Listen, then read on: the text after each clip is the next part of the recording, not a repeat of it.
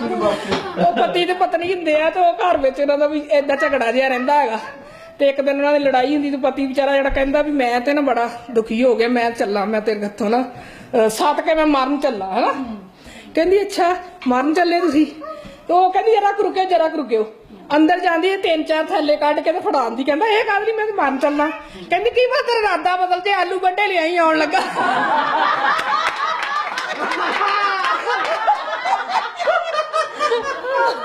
ਇੱਕ ਵਾਰੀ ਇੱਕ ਬੰਦਾ ਹੁੰਦਾ ਬਹੁਤ ਸ਼ਰਾਬ ਪੀਂਦਾ ਹੁੰਦਾ ਹੈ ਤੇ ਉਹਦੀ ਘਰ ਵਾਲੀ ਬੜੀ ਪਰੇਸ਼ਾਨ ਹੁੰਦੀ ਉਹਦੇ ਤੋਂ।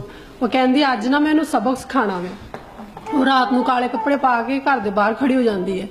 ਉਹ ਆਂਦਾ ਹੈ ਤੇ ਸ਼ਰਾਬ ਪੀਤੀ ਹੁੰਦੀ ਹੈ, ਉਹਨੂੰ ਆ ਕੇ ਕਹਿੰਦਾ ਹੈ ਤੂੰ ਕੌਣ ਹੈ? ਕਹਿੰਦੀ ਹੈ ਮੈਂ ਚੜੇਲ ਆ। ਕਹਿੰਦਾ ਹੱਥ ਮਿਲਾ, ਮੈਂ ਤੇਰਾ ਜੀਜਾ।